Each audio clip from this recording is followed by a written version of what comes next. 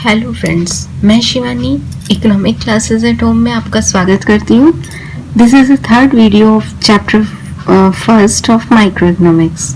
इस वीडियो में हम बात करेंगे effects of demonetization, clean India mission and GST on PPC and marginal opportunity cost की।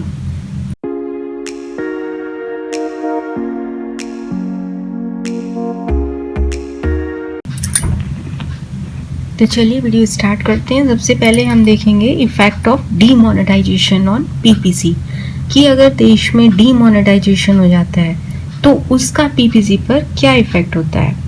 जैसे कि आप सबने देखा 2016 में नोटबंदी हुई, तो उस डीमोनेटाइजेशन का पीपीसी पर क्या इफेक्ट पड़ा उसको हम देखेंगे।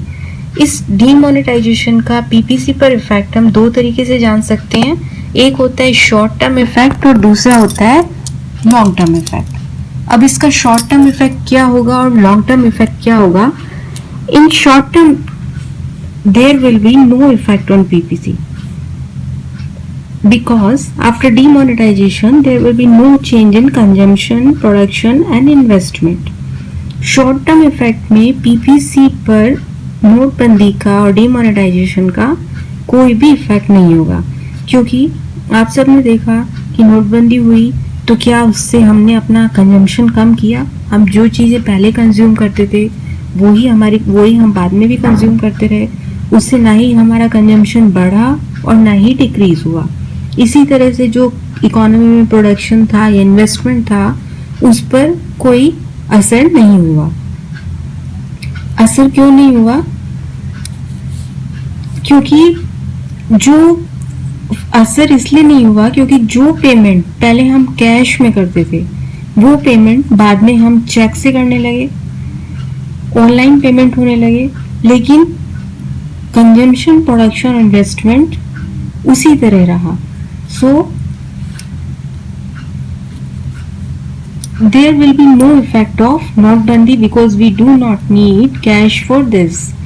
सिर्फ यही एक फर्क रहा कि कैश पेमेंट की बजाय जो ट्रांजैक्शन था वो चेक्स और ड्राफ्ट्स में होने लगा और ऑनलाइन पेमेंट होने लगे, लेकिन हमारे कंजम्पशन पर कोई किसी तरह का इफेक्ट नहीं हुआ। और जब कंजम्पशन पर इफेक्ट नहीं हुआ, कंजम्पशन लोगों का सेम रहेगा, तो डिमांड एज इट इज रहेगी और डिमांड को पूरा करने के लिए प्रोडक्शन भी किया जाएगा, तो प्रोडक्शन भी कम नहीं होगा। लोग जो इन्वेस्टमेंट पहले से करते आ रहे थे वो इन्वेस्टमेंट उसी तरह से करते रहे, क्योंकि पेमेंट जो मोड ऑफ पेमेंट था सिर्फ उसमें इफेक्ट हुआ, इसलिए पीपीसी में किसी तरह का कोई इफेक्ट नहीं हुआ। लेकिन अगर हम बात करें लॉन्ग टर्म इफेक्ट की, but if we see long term effect, नोटबंदी effects black money. Because of it, black money was taken out and government spent this money on technological development and production. Long term effect में इससे क्या effect हुआ कि जो लोगों के पास black money थी, जो लोगों ने मनी जमा करके रखी हुई थी, जमाखोर थे जो, वो जितना भी काला धन था वो बाहर निकल के आया और गवर्नमेंट को मिला वो, तो गवर्नमेंट ने उस मनी को स्पेंड किया देश में टेक्नोलॉजिकल डेवलपमेंट में और प्रोडक्शन में। So when resources and technology increase, PPC will shift to right. और जब नेचुरल देश में टेक्नोलॉजिकल डेवलपमेंट हुआ या फिर रिसोर्सेज बढ़े तो पीपीसी का शिफ्ट हो गया। जैसे कि अभी हमने शिफ्ट में पढ़ा था कि जब रिसोर्सेज बढ़ जाते हैं तो पीपीसी कर्व शिफ्ट होकर लेफ्ट टू राइट आ जाता है। It means it effect positive on production and economic growth. तो डीमोनेटाइजेशन का पीपीसी कर्व पर कोई नेगेटिव इफेक्ट नहीं हुआ, बल्कि इसका पॉजिटिव इफेक्ट देखने को मिला और इकोनॉमिक ग्रोथ एक तरह से इंक्रीज हुई। ये शिफ्ट का डायग्राम है जो कि अभी आपने शिफ्ट में पढ़ा भी था, शिफ्ट ऑफ पीपीसी। तो नोटबंदी से सेम हमारा जो इकोनॉमी का पीपीसी कर्व था वो शिफ्ट होकर लेफ्ट टू राइट हो गया। It means there will be positive effect.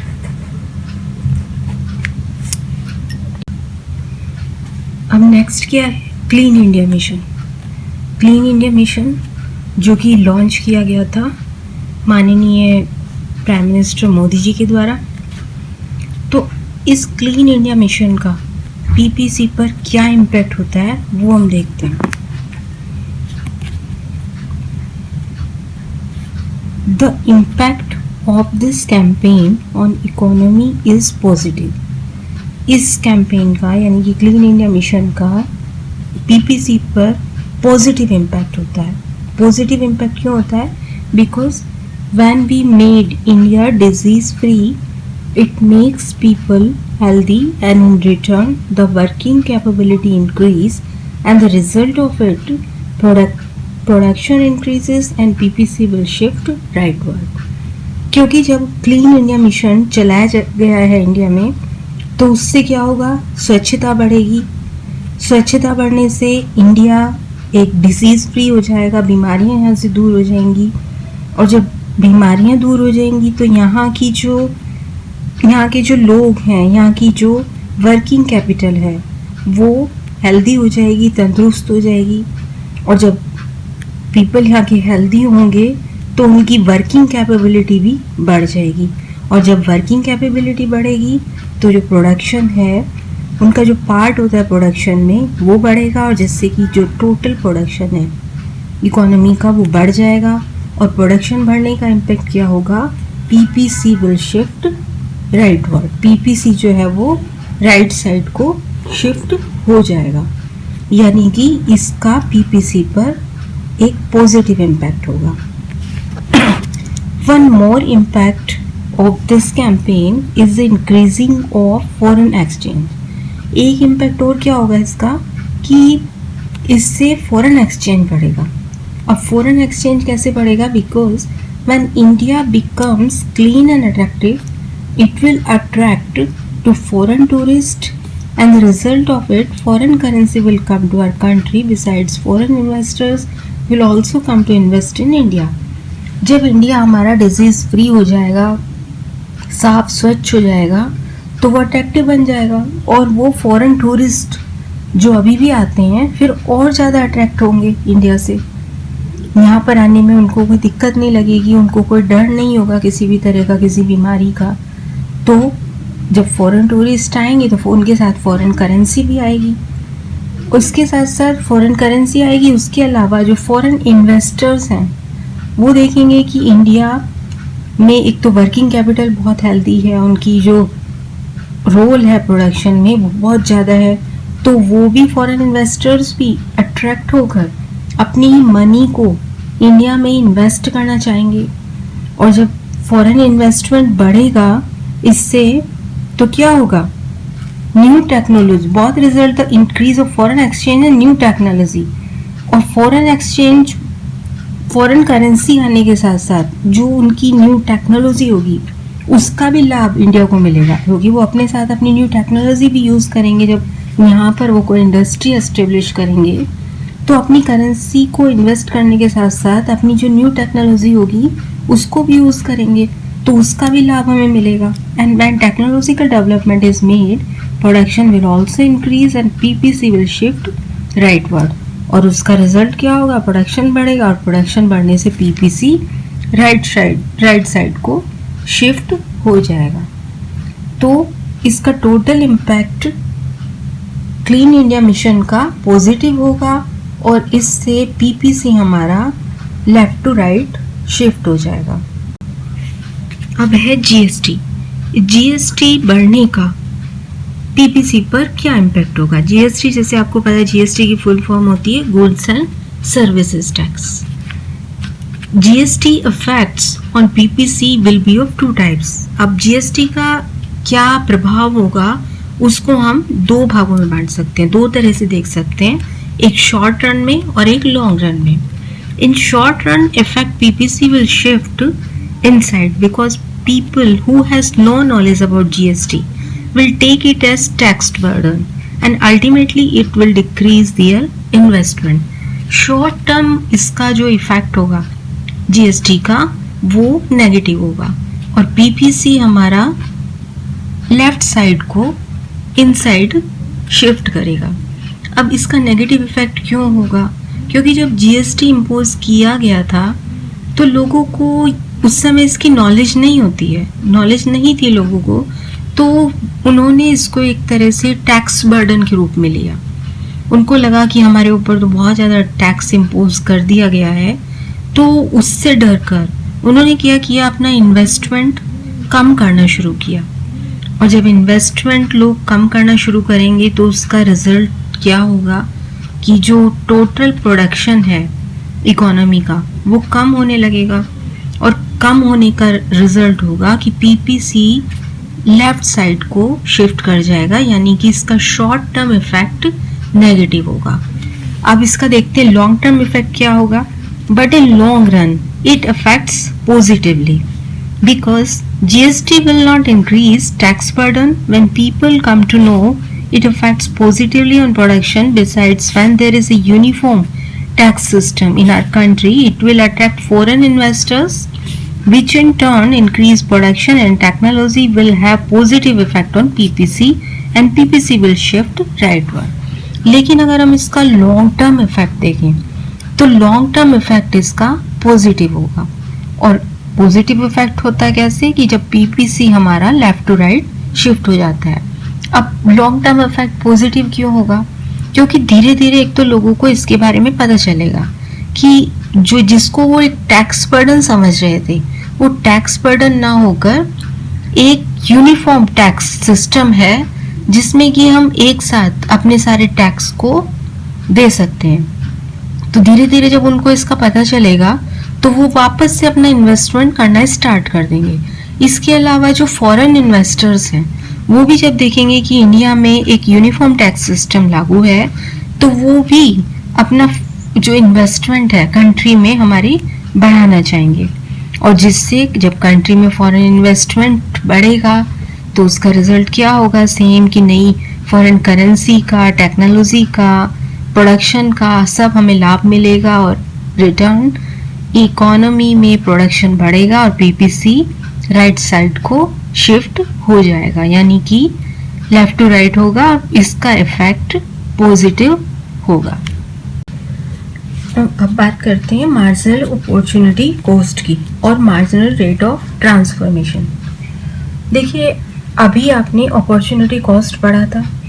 Opportunity cost क्या होती है? Opportunity cost is the cost of next best alternative foregone। लेकिन अब हम पढ़ रहे हैं marginal opportunity cost. Marginal opportunity cost क्या होती है? Marginal opportunity cost is defined as the amount of one good that need to be sacrifice per unit increase in production of the other good, यानी कि एक अतिरिक्त इकाई का उत्पादन बढ़ाने के लिए हमें जितने अमाउंट में दूसरे गुड को सेक्रीफाइस करना पड़ता है वो कहलाता है मार्जिनल अपॉर्चुनिटी कॉस्ट। तो दोनों में डिफरेंस पता चल गया, अपॉर्चुनिटी कॉस्ट और मार्जिनल अपॉर्चुनिटी कॉस्ट। यानी कि मार्जिनल अपॉर्चुनिटी कॉस्ट में एक अतिरिक्त इकाई के उत्पादन बढ़ाने के लिए किया गया सेक्रीफाइस हम पता करते हैं। अब एमओसी को हम कैसे पता लगाते हैं? Loss in output upon gain in output. Delta का मतलब होता है चेंज, यानी कि जितना हमने लॉस किया है, जिस गुड का हमने सेक्रीफाइस किया है उसमें कितना लॉस हुआ है, और जितना हमने जिसका आउटपुट बढ़ाया है उसमें कितना हमने गेन किया है, उनसे हमें एमओसी का पता लगता है। It is also called marginal rate of transformation और MRT। इसको हम MRT या फिर मार्जिनल रेट ऑफ ट्रांसफॉर्मेशन भी कहते हैं। Although MOC and MRT are same, only difference is that in MOC we see the number of unit of a commodity and in MRT we find the ratio of unit of commodity। मैंने पहले भी बताया था कि दोनों में difference सिर्फ इतना ही होता है कि MOC में तो हम नंबर ऑफ यूनिट्स का पता लगाते हैं कि कितनी यूनिट सेक्रीफाइस की गई, लेकिन अगर हम उसी का एक रेशियो निकालें तो वो कहलाता है MRT। अब ये हम एक टेबल से देख लेते हैं। ये देखिए, इसमें हम सीमेंट और ब्रेड दो चीज़ों का प्रोडक्शन हो रहा है। तो इन दोनों चीज़ों के प्रोडक्शन में जो पॉसिबिलिटीज़ हैं वो हैं A, B, C, D, E, F और G, यानी कि 7 पॉसिबिलिटीज़ हैं हमारे पास। अब अगर हम A पॉसिबिलिटी की बात करें तो इसमें जो सीमेंट का प्रोडक्शन है वो 21 यूनिट के बराबर है, लेकिन ब्रेड का इसमें कोई भी प्रोडक्शन नहीं हो रहा है, यानी कि ब्रेड का प्रोडक्शन यहाँ 0 है। अब अगर इकोनॉमी में ये सोचा जाता है कि ब्रेड का प्रोडक्शन भी किया जाए, तो अगर हम 1 यूनिट ब्रेड का प्रोडक्शन करना चाहते हैं तो हमें जो हमारे रिसोर्सेज सीमेंट के प्रोडक्शन में लगे हुए हैं उनमें से कुछ रिसोर्सेज को निकालना पड़ेगा। तो बी पॉसिबिलिटी में हम 1 यूनिट ब्रेड का प्रोडक्शन करते हैं, तो सीमेंट से जो पहले 21 यूनिट के बराबर जिसका प्रोडक्शन था, अब उसमें से वो हमें कुछ रिसोर्सेज निकाले, तो अब ये प्रोडक्शन रह जाता है 20 यूनिट का। तो यानी 1 यूनिट का सेक्रीफाइस हमें करना पड़ा, तो ब्रेड का प्रोडक्शन हो गया 1 यूनिट। अब अगर वो ये सोचा जाए कि ब्रेड का प्रोडक्शन और भी बढ़ाना है, ब्रेड का प्रोडक्शन 1 यूनिट और अगर हमें बढ़ाना है तो हमें और रिसोर्सेज निकालने पड़ेंगे। अब पॉसिबिलिटी सी में जहाँ हम ब्रेड का प्रोडक्शन 2 यूनिट के बराबर कर रहे हैं, तो सीमेंट से हमें रिसोर्सेज जहाँ पहले हमने 21 से 20 यूनिट के बराबर प्रोडक्शन हो गया था, यानी कि 1 यूनिट का सेक्रीफाइस हमें करना पड़ा था। अब 1 यूनिट को बढ़ाने के लिए जो हमारा सेक्रीफाइस होगा वो 2 यूनिट के बराबर होगा, यानी कि अब सीमेंट का प्रोडक्शन 20 से कम होकर 18 रह जाएगा। उसके बाद फिर और प्रोडक्शन अगर हम बढ़ाना चाहते हैं, 1 यूनिट और ब्रेड का बढ़ाना चाहते हैं, तो फिर सीमेंट का प्रोडक्शन फिर घटेगा और अब ये घटकर रह जाएगा 18 से 15, यानी कि डिक्रीज कितना हुआ 3 यूनिट के बराबर। उसके बाद फिर जब ब्रेड का प्रोडक्शन हुआ 4, तो सीमेंट का घटकर रह गया 11, डिक्रीज हुआ 4 यूनिट के बराबर। और उसके बाद 5 पर पॉसिबिलिटी F पर 1 यूनिट हमने ब्रेड का और बढ़ाया, ये बढ़कर हो गया 5 और सीमेंट का घटकर रह गया 6, तो यहाँ पर डिक्रीज हो गया 5 यूनिट के बराबर। और G पॉसिबिलिटी पर जहाँ ब्रेड का प्रोडक्शन 6 यूनिट के बराबर है, वहाँ पर सीमेंट का प्रोडक्शन 0 रह जाता है, यानी कि अब हमें जब 6 यूनिट हम सीमेंट प्रोड्यूस कर रहे थे, ब्रेड की 1 यूनिट बढ़ाने के लिए हमें टोटल 6 यूनिट का सेक्रीफाइस करना पड़ा और सीमेंट का प्रोडक्शन घटकर रह गया 0। तो अगर हम MOC को देखें तो ये 1 2 3 4 5 6 यानी कि ये बढ़ती जा रही है पहले से। तो जैसा कि अभी आपने पढ़ा है कि मार्जिनल रेट ऑफ ट्रांसफॉर्मेशन या marginal opportunity cost PPC curve में हमेशा बढ़ती हुई होती है। तो ये देखा आपने कि जैसे जैसे हम ब्रेड की यूनिट्स बढ़ाते जा रहे हैं, सीमेंट का प्रोडक्शन घटता जा रहा है और ये जो सेक्रीफाइस है ये बढ़ता जा रहा है। अब इसे अगर हम रेशियो में निकालें तो MRD is equal to delta C upon delta B। तो डेल्टा C यहाँ पर क्या है, 1 यूनिट का डिक्रीज हुआ और ये बढ़ा 1 यूनिट के बराबर। तो ब्रेड का जो प्रोडक्शन बढ़ रहा है वो तो सेम है 1 यूनिट के बराबर, लेकिन जो सीमेंट का घट रहा है वो बढ़ते हुए रेशो में है, यानी कि 1 2 3 4 5 6। तो ये रेशो हम निकाल लेंगे, ये कहलाएगा MRT। अब इसको अगर हम डायग्राम में बनाएं, सेम यही रेशो रखना है हमें। यहाँ पर हमने एक्स एक्सिस पर देखा ब्रेड का प्रोडक्शन और वाई एक्सिस पर सीमेंट का। तो ये PPC कर्व हमें मिलता है जिसमें कि 1 यूनिट पर ब्रेड का प्रोडक्शन था, 21 अगर ब्रेड सीमेंट का प्रोडक्शन था तो ब्रेड का प्रोडक्शन 0 था, और 1 यूनिट बढ़ाई तो ब्रेड का प्रोडक्शन हो गया 20, 2 यूनिट बढ़ाई तो 18 हो गया, 3 पर हो गया 15, 4 पर हो गया 11 और 5 पर हो गया 6, और यहाँ पर जब 6 यूनिट ब्रेड की प्रोड्यूस की जा रही है तो सीमेंट का प्रोडक्शन 0 रह जाता है। तो सेम ये टेबल जो हमने बनाई है, इसी को अगर हम डायग्राम में प्रेजेंट करें तो हमें पीपीसी कर्व मिलता है। तो इससे पता चलता है कि जो एमओसी है, मार्जिनल अपॉर्चुनिटी कॉस्ट है, वो बढ़ती हुई होती है। यहाँ पर मैं एक बात और बता देती हूँ कि जो ये एमओसी होती है, ये पीपीसी कर्व का स्लोप डिसाइड करती है। पीपीसी कर्व जो कि कनकेव शेप का होता है, वो सिर्फ इसीलिए होता है कि जो एमओसी है वो इंक्रीजिंग होती है, उसकी रेट जो है इंक्रीजिंग होती है। That's why PPC curve slope is concave to the origin. If MOC remains same then PPC will be straight line. यदि एमओसी हमारी बढ़ती हुई ना होकर सेम हो तो the shape of PPC curve will be straight line, एक सीधी रेखा के रूप में होगा। And if MOC decreases PPC will be convex to the origin. और अगर ये हमारी एमओसी इंक्रीजिंग ना होकर डिक्रीजिंग हो, घटती हुई रेट में हो, तो पीपीसी कर्व का शेप कॉन्वेक्स होगा। तो ये चीज याद रखने की है कि जो पीपीसी कर्व का जो शेप है कनकेव क्यों होता है, because of increasing rate of MOC. Although MOC decide the slope of PPC, but mostly MOC increases in PPC. The concept of PPC is based on the assumption of increasing MOC. ये बातें मैंने सिर्फ आपको बताई हैं, लेकिन वैसे mostly जो होता है MOC की जो रेट होती है वो इंक्रीजिंग होती है, और इसीलिए PPC curve concave to the origin होता है। Why MOC increases? There are, अब कुछ रीजन होते हैं। ये पूछा जाए अगर कि ठीक है कनकेव होता है और उसका रीज़न है कि एमओसी इंक्रीजिंग होती है, लेकिन ये एमओसी बढ़ती हुई क्यों होती है, घटती हुई क्यों नहीं होती है?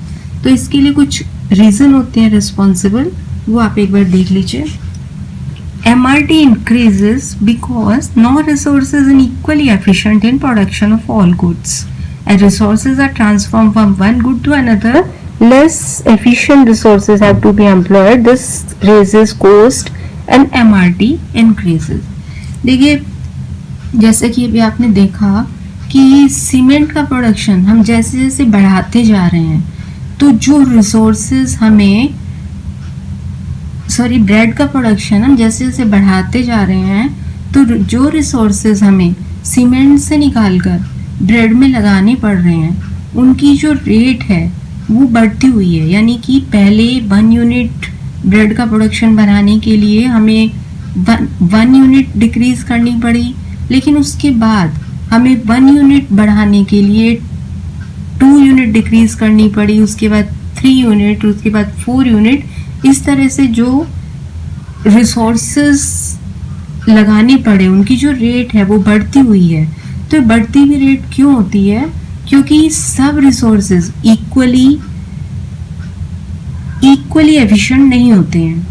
जैसे कि जो रिसोर्स है वो मान लीजिए लेबर है जो सीमेंट का प्रोडक्शन कर रही है, अब हम उसे सीमेंट से हटाकर ब्रेड के प्रोडक्शन में लगाएंगे, तो पहले तो हम जो एफिशिएंट लेबर हैं उनको चुन लेंगे और उनको ब्रेड के प्रोडक्शन में लगा देंगे, लेकिन उसके बाद जब हमें और लेबर की ज़रूरत पड़ेगी तो जो लेस एफिशिएंट लेबर हैं उनको भी हमें निकालना पड़ेगा और उनको भी हमें यूज़ करना पड़ेगा। तो जो लेस एफिशिएंट होते हैं उनकी जो प्रोडक्टिविटी होती है वो भी कम होती है। तो इस वजह से हमें जो रिसोर्सेज लगाने पड़ते हैं उनकी जो रेट है वो बढ़ती हुई होती है। यानी कि जो एफिशिएंट लेबर, एक लेबर से जो काम चल सकता था, वो फिर हमें जो लेस एफिशिएंट हैं उनके लिए हमें 2 लेबर को लगाना पड़ता है, तो 2 लेबर को इंगेज करना पड़ता है, जिससे कि ये भी एक रीज़न है जिस वजह से एमओसी बढ़ती हुई होती है। अब सेकेंड रीज़न है, another reason is the law of diminishing marginal returns. As more output of a good is produced, more and more resources are required to produce each additional unit of the good. दूसरा होता है कि जो why MOC is increasing, जो reason है वो है is the law of diminishing marginal returns. According to this law, जो भी फैक्टर ऑफ प्रोडक्शन होते हैं उनको हम जैसे जैसे प्रोडक्शन में यूज़ करते जाते हैं तो उनसे हमें जो रिटर्न मिलता है वो एक घटता हुआ होता है. जैसे कि सपोज लैंड है, लैंड को हमने यूज़ किया एग्रीकल्चर में, उस पर हमने कोई भी क्रॉप लगाई तो उससे हमें फर्स्ट क्रॉप से जो रिटर्न मिलेगा उसके बाद उस क्रॉप के बाद अगर हम उस लैंड पर फिर से एग्रीकल्चर करके कोई सेकंड क्रॉप लगाते हैं तो क्योंकि उसकी जो फर्टिलिटी होती है लैंड की वो धीरे धीरे कम होने लगती है, ऐसा मानकर चला जाता है, तो उससे जो रिटर्न फर्स्ट क्रॉप में जो हमें मिला था जितना वो सेकंड में नहीं मिल पाता है. तो जो रिटर्न होता है वो घटता हुआ होता है according to this law. As more output of a good produce, तो इस लॉ के आधार पर जैसे जैसे प्रोडक्शन बढ़ाया जाता है तो हमें उस प्रोडक्शन को करने के लिए जो फैक्टर्स लगाने पड़ते हैं उनकी जो क्वांटिटी होती है वो भी बढ़ती चली जाती है क्योंकि उनका रिटर्न कम होता जाता है. तो हमें उसी लेवल को बनाए रखने के लिए जो लेवल हम अब तक करते आ रहे थे प्रोडक्शन का, उसके लिए सपोज हमने हमारा 10 के बराबर ये मान लीजिए कि प्रोडक्शन है और ये प्रोडक्शन हम 2 फैक्टर्स की मदद से कर रहे थे, लेकिन जैसे जैसे प्रोडक्शन बढ़ेगा तो यही लेवल हमें बनाए रखने के लिए अब 2 की बजाय 4 फैक्टर्स ऑफ प्रोडक्शन चाहिए होंगे क्योंकि उनका रिटर्न जैसे जैसे प्रोडक्शन बढ़ता है वो घटता जाता है. तो ये एक रीज़न है, इसे कहते हैं law of diminishing marginal returns. तो इस law of diminishing marginal returns के कारण जो हमारी एमओसी होती है वो बढ़ती हुई होती है. अब एमओसी बढ़ती हुई क्यों होती है? क्योंकि जैसे जैसे अभी देखा हमने पहले 2 फैक्टर्स लगाए, अब हमें 4 फैक्टर्स लगाने पड़ेंगे. तो यानी कि कॉस्ट जो है पहले हमें 2 को वेज देनी पड़ती थी, 4 को देनी पड़ेगी, तो कॉस्ट बढ़ गई. तो इस वजह से एमओसी बढ़ती हुई होती है और यही एक कारण है कि पीपीसी कर्व कनकेव शेप का होता है.